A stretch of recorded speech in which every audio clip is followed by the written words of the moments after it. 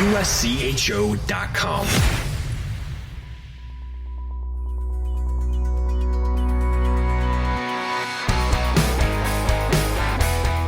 Welcome to USCHO Weekend Review for Monday, October 10th, where each week we look back at the highlights of the weekend and the news of the week. This podcast is sponsored by DCU, Digital Federal Credit Union. What will DCU mean to you? Find out today by visiting dcu.org. Membership required.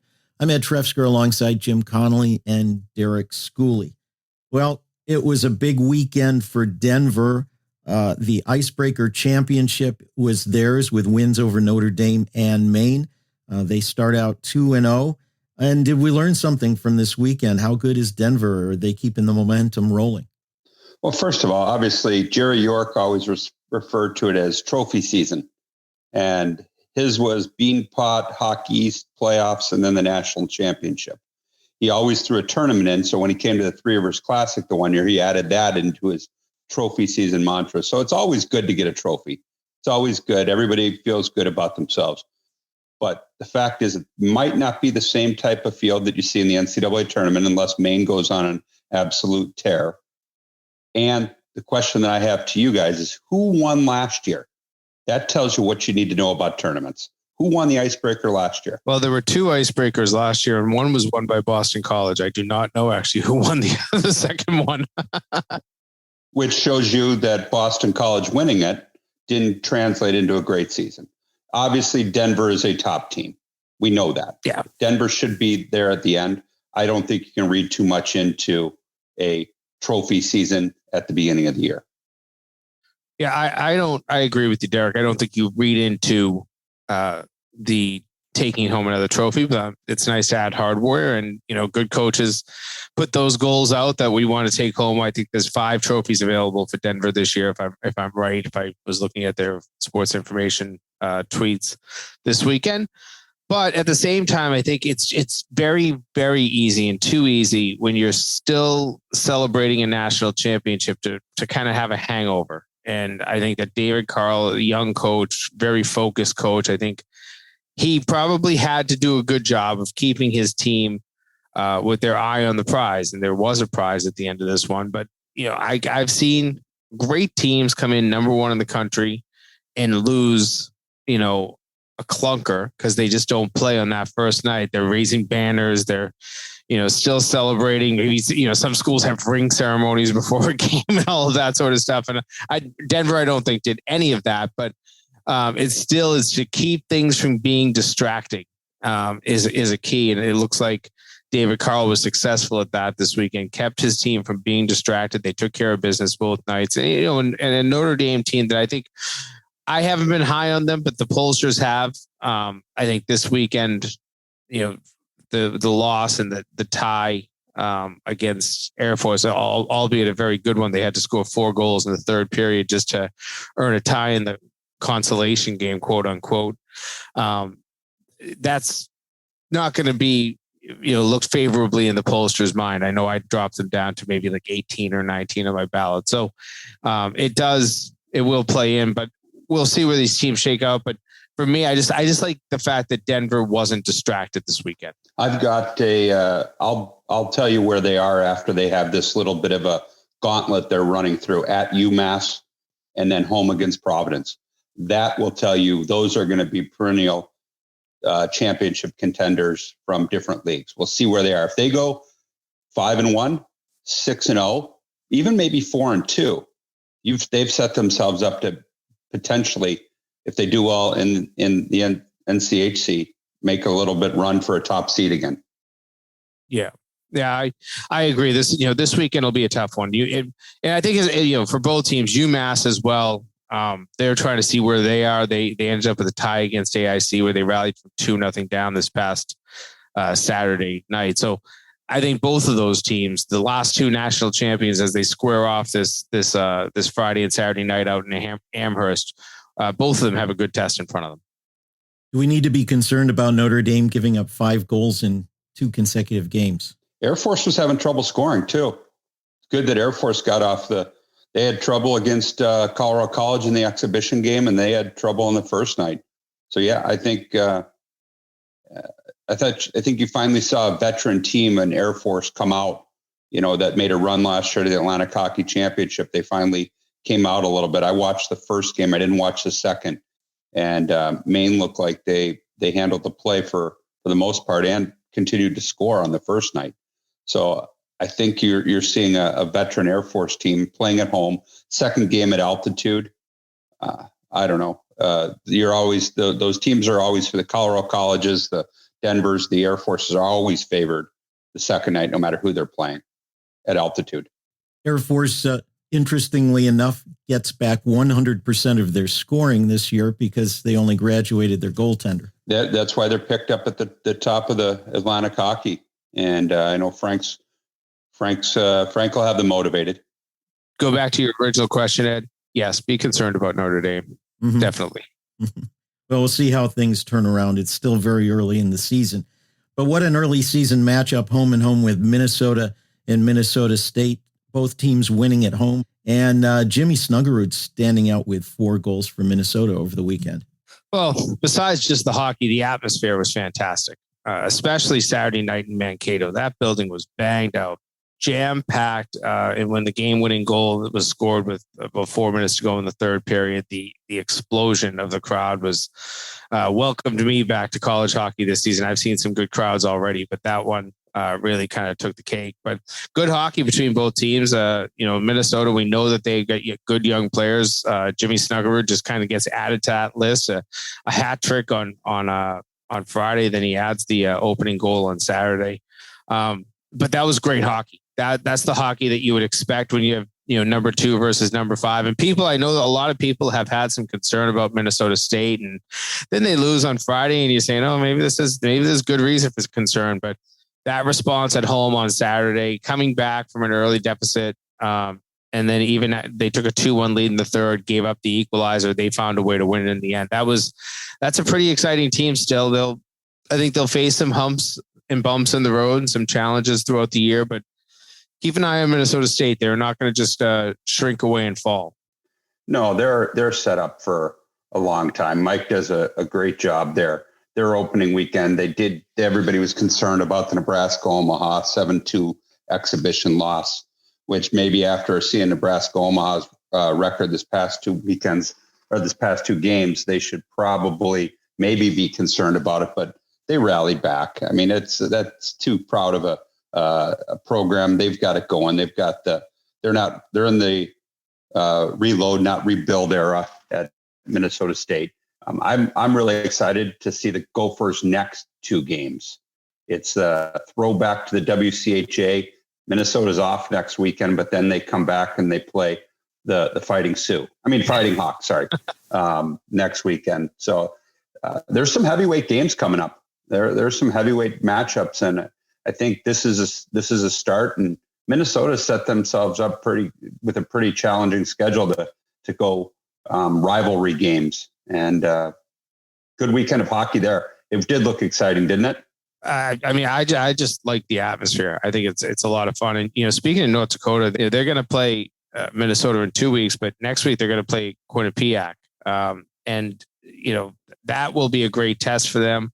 I did like the fact that the people inside the arena did poke a little barb at Brad Schlossman, our good friend from the Grand Forks Herald, who he, of course, picked Quinnipiac as his preseason national champion. And they put his quotes from the article up on the video board on Saturday when they were previewing the next opponent. So there's a lot of fun being had at Brad's expense in Grand Forks. But that there's going to be 2. Those will be 2 really good tests for North Dakota. I think I like what Bradbury's team brings, but 2 really good teams coming up on the next 4. Speaking of Quinnipiac, really quickly, hats off to Long Island. They went in and tied them or won in a shootout, but that's a big win for them after losing to Northeastern in overtime. And then they obviously had a Stonehill game in the middle of it, but those are some pretty good results from a young team that's looking to have a bounce back year, or I guess their first ever really good year. And it's a great start for Long Island. Ohio State and Wisconsin was a big matchup over the weekend. That was one of our picks to choose on Friday in the USCHO Edge column. A win on Friday, and then Saturday you think, oh, wow, Wisconsin's coming back. Early in the second period, they had opened up a 3-0 lead. From the midpoint on, it was all Ohio State, and the Buckeyes came back to win 4-3. That's got to tell you something. But how good is this Ohio State team? Good, very good. I think that they are proving that they have a lot of what it takes, and finding ways to win games. That comeback on Saturday obviously is a good example. No coach likes to chase games. Nobody wants to fall behind. But if you do, and your team can prove that they can come back, it's not a formula for long-term success. You don't want to do that week after week. But the fact that you can do it, once early in the season here, will stand out. And that'll be kind of a win you can point to when you're having some struggles, throughout the season. Hey, we've done this before, boys. Let's try to do it again. On the other hand, Wisconsin, I think that our good friend Todd Milewski had the stat that this is the first time that they have started back-to-back seasons 0-2 since it was early mid-'80s was the last time. So it struggles right now for Wisconsin, and they're going to have to find a way to get this on the rails. I never call for coaches' heads. It's just not my thing, but we have heard too many rumblings that, Tony Granato could be on the hot seat there in Wisconsin. So it's keep an eye on the Badgers. They've got to find a way to right this ship. I think I threw out in week one, Ohio State being a sleeper at the national tournament level. If I didn't, I'm going to claim I did. But I have trouble remembering what happened yesterday, let alone 2 Mondays ago. See, I don't even know what day it is. That'll tell you something. But I think that, yes, Ohio State, they've got it going in the right direction. And I would be concerned about Wisconsin. Their schedule does not get easier from here on out. Home with St. Cloud, at Duluth, and then they've got Penn State as their Big Ten opener. And there's just really, Michigan State is a competitive weekend for them but Michigan State's on a little bit of an uptick. Then you've got LIU coming in November. So that's a difficult stretch until you got LIU Lindenwood back to back. So they've tried to build some wins in there, but I don't know if anybody in Wisconsin is going to be satisfied with home wins over LIU and Lindenwood with their historic program. And there's no guarantee of those LIU wins either. Or Lindenwood they've done pretty well. They've been very competitive too. So no guarantees. You're right. Well, we've got more to cover, including 2 unbeaten teams in the East and a big road upset sweep when USCHO Weekend Review continues. We're sponsored by DCU, Digital Federal Credit Union. Visit dcu.org. Sometimes it's not about wanting a new car, it's about needing one. And I needed one I could rely on. So I got an auto loan with DCU. They offer the same low rates on both new and used cars, and I was able to borrow a little extra to make a used car as good as new. My auto loan from DCU means a ride I can finally rely on, which feels like a pretty big thing. What will DCU mean to you? Insured by NCUA. Membership required. Visit dcu.org.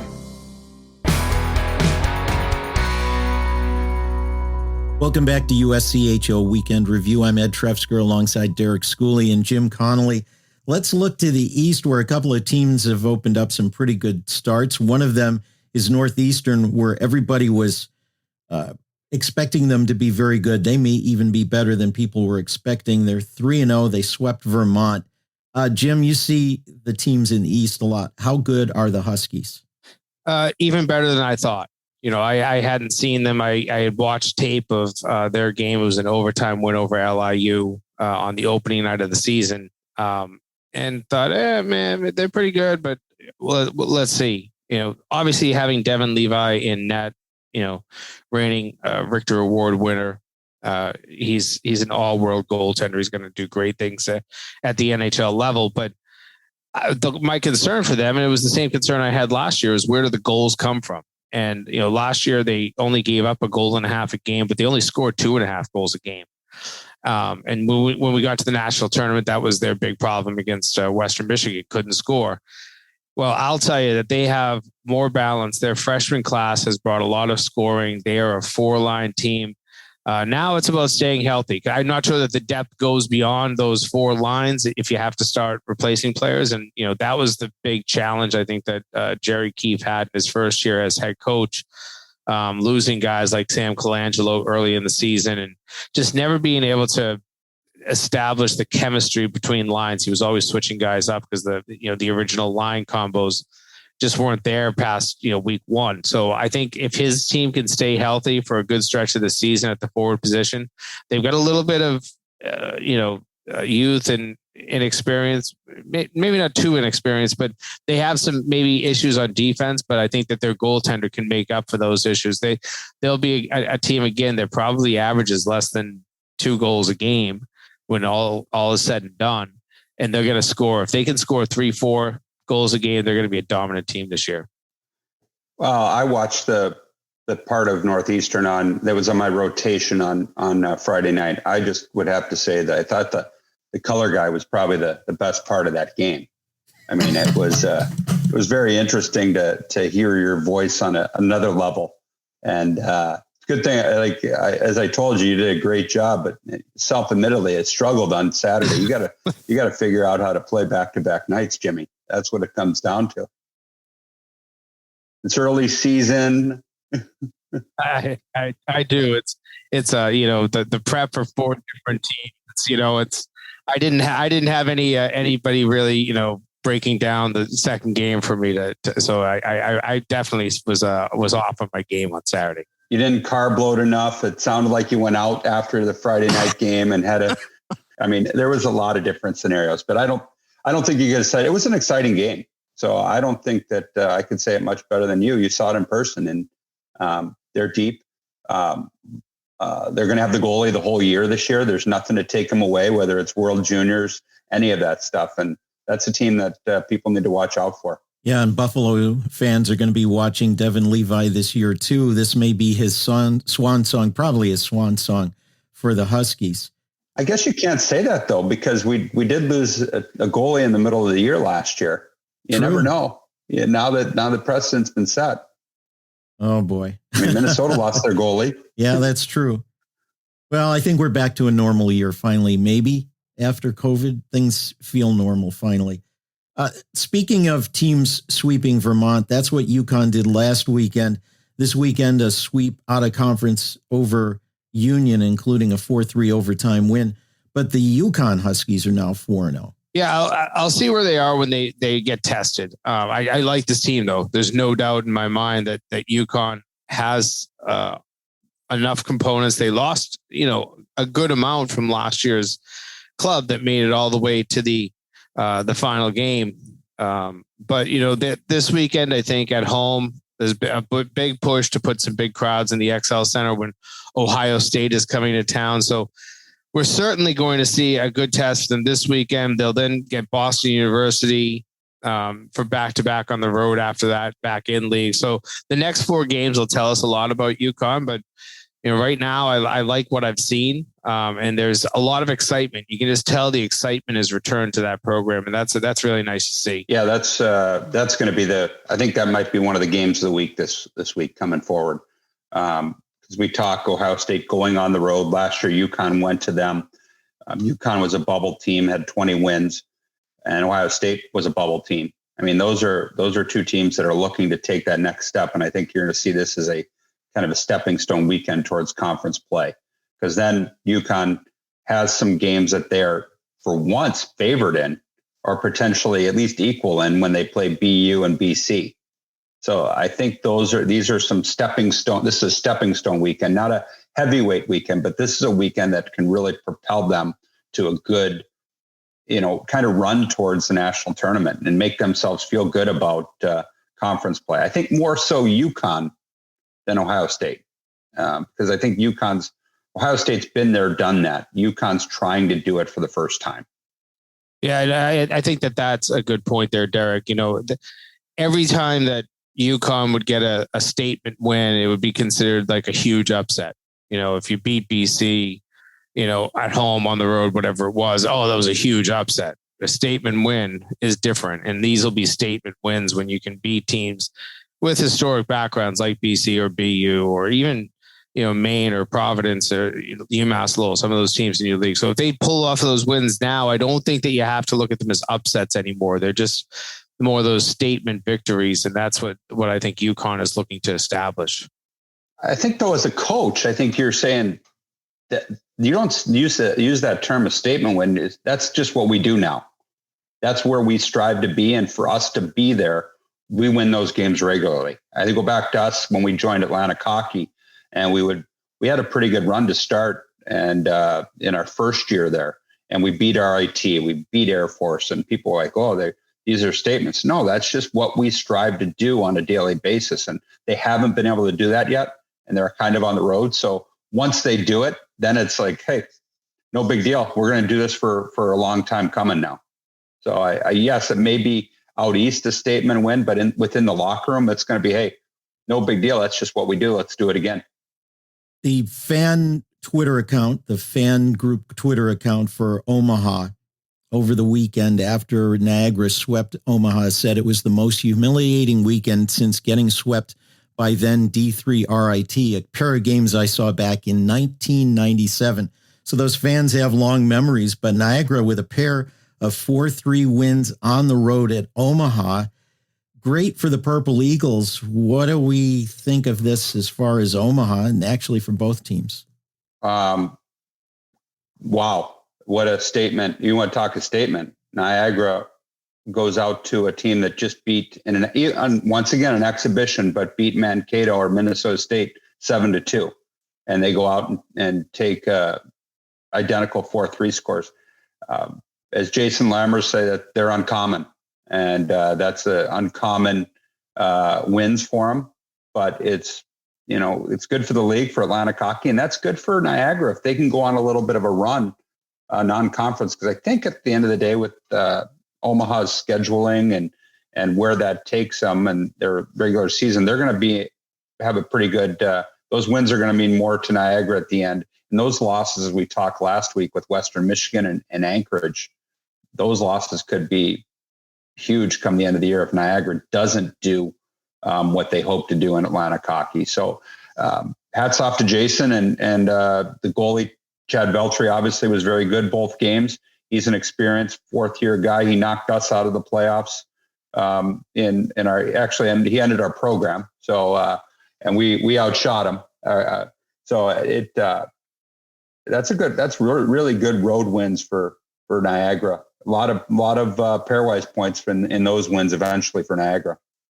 Yeah, I think that that is one thing that people overlook, the fact that you need to win games against conferences that do really well. And right now, the three that are doing well are Hockey East, Big Ten, and NCHC. And NCHC has done well since they began. So even if that team that you beat ends up 6th, 7th, or 8th place in the NCHC, you're still giving yourself the points on the opponent's side of what the RPI calculation is. And that becomes big. So beating an NCHC team, even if it's not Denver or North Dakota or a team that we think of as the top of NCHC, you're still doing a good job in terms of building your own RPI resume. I think that there's a long road to go for a team like Niagara. If this is a team, that's in, say, Hockey East or the Big Ten that pulls off these wins, it adds, but it doesn't define your resume. Whereas these could be two defining wins. Now, if Niagara can go out and put up, 6 more non-conference wins and then be a top 2, top 3 team or the top team in Atlantic Hockey and then lose in the tournament, they could be thinking at large bid. That's how you really think, how you construct things using the RPI and the bonus points. They get some bonus points for those road wins and all of that sort of stuff. So that's how you construct that RPI as an Atlantic Hockey team, so that you have the at-large bid in your back pocket if you don't win the championship. And their schedule right now, non-conference, usually it's really hard. I mean, they pick a lot of big time opponents. They've got St. Lawrence, Colgate, and then they've got Miami on the road, which are also winnable games for them. So it's not like their schedule is going to get them some pairwise points, but it's also very, very, not very challenging as they've had in the past. So that could be a team that really has a winning record non-conference by looking at that, and picks up a lot of pairwise points if they can go to Miami and do something similar. What surprised me, Ed, and I'll let you comment on it, those are the only 2 non-conference wins so far for Atlantic hockey. I thought there were a lot more than that, because I think there's been some very close games. What do you think?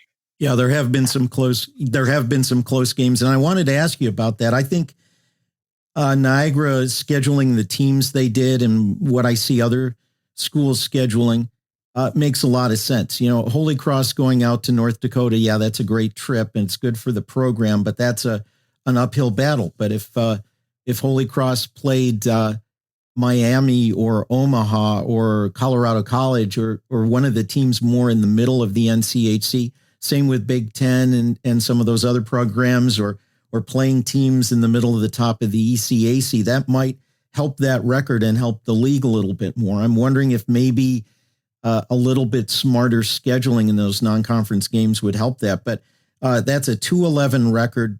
Atlantic hockey's got to get to 400 or better and have a team sort of run the table. We look back at what Niagara did when they got bumped out and were the last at-large team from Atlantic hockey, and that's a long time ago now. They've got to get to that point. I know it's something that Bob DiGregorio has been talking about, but it's something that's got to come at all levels. The league needs to continue to up its level of play. I don't know how recruits look at the league, whether it's still considered kind of a step down to go there, but you know, here it is, 20 years of that conference, and that next little step still has to happen. Well, I think everybody's scheduling priorities are different. And I think that's where you have to look at it.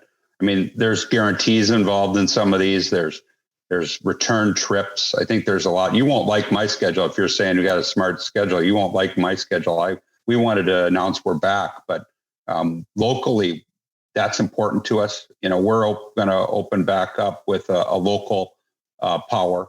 And then we're going to go out and play a national power. But you also have to schedule some wins within your locker room, or that you think that you're going to be competitive. So I'm not going to knock Holy Cross for going out to North Dakota, because I think everybody's scheduling philosophy is different. But I think that you have to be able to make sure that you have some good wins or competitive games. And I'm sure when Niagara picked it, they said they can go 2-2 against the NCHC on the road, that they would really have taken that. And now they've already got the 2. So I think they're playing with house money. And then they're getting some local rivalries in. So you've got to get your local name teams in your building and potentially go out and play some big time opponents. And sometimes it's 4 guarantees. I never played guarantee games before.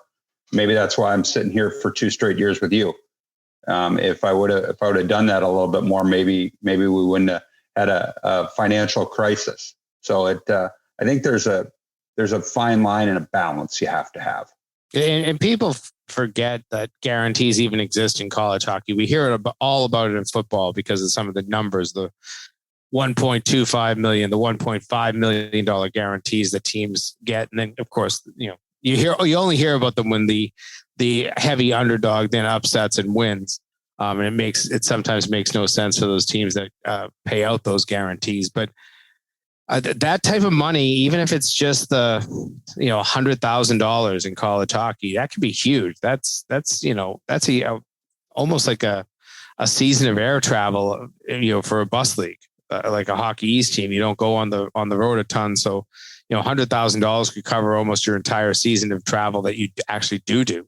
So, I mean, though that money's real and teams have to take that. So I'm the same way. You can't really blame a Holy Cross. And I think either Canisius or Niagara went out to North Dakota a couple of times. And I think Canisius was the one that they swept North Dakota or something like that and kept them out of the tournament. So I mean, there's you know, many different philosophies, and if you can go out there and actually get some good cash back and get some wins, that's even better. But you know, I think that even if they're not guarantees, sometimes just the playbacks and getting an opponent like a North Dakota or like a Penn State or like an Ohio State into your building at some point has a lot of value as well. And when we beat Michigan, we got on the bus with a win and a check for after expenses, that was probably cost Michigan a loss and $20K after our expenses. So and we were on a bus, so that is real. And you know what, if you get a big guarantee and you after you pay your travel expenses there, that could be your sticks for the year. I mean, those are big things. And if you can get a win out of it, it's so much better. Yeah, and that's the other part of it, getting some home games. There are more and more home games, non-conference for Atlantic hockey, but it was very much skewed on the road in past years. So that's going to help a bit too. But while we're on the topic of non-conference winning percentages, let's end with this topic. 3 leagues have started out really well. I think it'll level out as they play a little bit tougher competition between those leagues. But the NCHC right now is 14-4-1. That's 763. Big Ten 10-3-1 at 750, and Hockey East 11-4-1 at 719, leaving no other conference above 500. And math would say there's no room for that. Those teams already showing some dominance. Even if that settles back a little bit, that's going to mean multiple teams in the tournament right off the bat for those leagues. And then the CCHA, ECAC, and Atlantic Hockey battling for maybe a couple or 3 at-large teams among them when we get towards the end of the year. It's really difficult when 3 leagues start out with this much power. And I get it. It's only really a week and a half, let's say, into the season, because you've only really had 3 technical play days that most teams would play on. But you look at the average league, I think ends up with maybe 140 non-conference games, 120, depending, maybe in some even less than that. So you're talking Hockey East has already played 16 of those games. Big Ten has played 14 of those games. The NCHC has already played 19 of those games. So you're talking, maybe a fifth of your schedule is gone by for those 3 conferences, and all 3 have winning percentages above 700. That's outstanding. And if it does level out, maybe it does. Maybe there's a point that, these leagues end up starting to play each other and they start knocking each other off, and one league goes and becomes dominant and the other 2 kind of fall down and slip down more toward the 550, 600 level. But still, even at 550, 600, if you have 3 other leagues that are 420, 380, and 260, say, in terms of winning percentages, all 3 of those leagues, as you just said, Ed, they're going to probably fight for the scraps, and that those scraps could only be 2 at-large bids, 3 at-large bids, maybe in a good day 4 at-large bids. So we are in early October. We're already starting to see a pattern, not of the actual teams in the NCAA field, but at least the representation by conference. And you can expect Big Ten, Hockey East, and NCHC to have high levels of representation if these stats continue. Well, I just look at, and this is obviously the league I know. They play 10 teams, 8 games. That's 80 games, and they've already played 17. So they're getting close to 25% of their games already taken care of. So that's you got to make a quick turnaround if you're one of those other 3 leagues to be able to say that, hey, we're going to get 2 teams, we're going to get more, or you're just going to give all the bids, all the at-large bids to those 3 leagues you talked about. So the three leagues that are under 500, you're probably 20 to 25% of your way. Maybe I wouldn't say 25%, but 20% of the way in non-conference. You've got to start getting yours if you want it. Yeah, the one caution I'll put in there or kind of caveat, ECAC, because the Ivies haven't even started yet. That's 7 teams, and I think they end up with 7 non-conference games. So that's 49 games that won't even get played for a few weeks to start. And I do think of the ECAC as the powerhouses. Harvard is definitely one. Cornell has been another strong one, and at times Yale can be a dark horse in that mix as well of the Ivies. So, and even I'll throw Dartmouth then as another team, with a relatively new coach. So I do think that the ECAC probably is not in the same hot water, but both the CCHA and Atlantic Hockey, they got to start winning games or they can expect one team in the NCAA tournament. Are you worried about some of these key losses of some of these teams though, that we think that could hurt them? I mean, obviously Western Michigan's loss isn't going to hurt the NCHC, but are you worried about, a Quinnipiac tying, Northeastern going to overtime with LIU? Arizona State, who we always think is going to be there, going on the road and getting, I think they only got one real win out of 4. I mean, are those worrisome at this point? Do you start pushing a panic button? No, that's too early. Individually, these schools all have, between 8 and 12 non-conference games each. So one game in the mix, not that bad. Omaha probably doesn't like what they've seen, and losing, 2 with Niagara. But at the same time, I don't panic over one tie, one overtime win. Even though they're coming at home, and those can be challenging because you're only getting 8/10 of the value in the RPI. But there will be, you start piling those up. If Quinnipiac gets swept this weekend against North Dakota, maybe then you're kind of worried about it. But they took care of business at Boston College against a Hockey East team that's in a league that has a nice high non-conference winning percentage. And if you split with North Dakota, you end up taking more points than you leave behind because you're on the road and it's a 1.2 for a win. So not really. I don't worry about the early season wins. I worry about the overall non-conference when conference like Atlantic Hockey has played. What do we say? They've played 19 games and they only have 2 victories thus far. That's more worrisome than an individual school that's lost a game. Well, I think that you talk about the Nebraska Omaha of the world. I mean, they're going to have to get theirs within league, but I don't think they anticipated this. Now they got to go to Lake Superior. Then they've got Fairbanks, LIU. So they've built a little buffer there, but you start losing, say to those 6 games they've got coming up, that you lose another 1 or 2, then you start worrying about it as a team that was supposed to be in the mid-pack of the NCHC. Yeah, I mean, and certainly that hurts your NCAA hopes. But you can also then go into your conference and win, 75% of your games in conference, and all those losses are for naught. I remember the year that Boston College didn't win a single non-conference game, and I believe they still made the NCAA tournament, or they were a bubble team, because they were dominant in Hockey East, but they had something, kind of a mental block about a non-conference play there for a stretch of almost a year and a half, maybe even longer, where they lost all their non-conference games, which is so strange for when you think of a Jerry York coach team.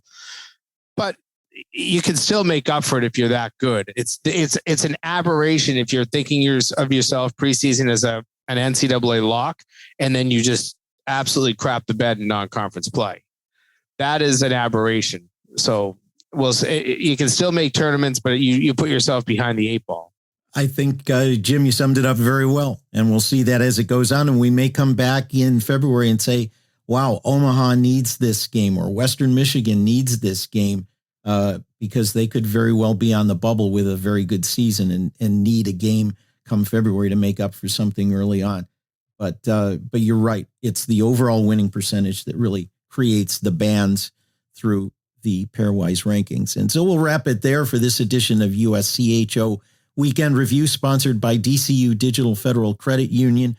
Visit dcu.org. Find our podcast at uscho.com/podcasts, or subscribe on your favorite podcast app on Apple Podcasts, iHeart, Stitcher, Spreaker, and Spotify, and everywhere else.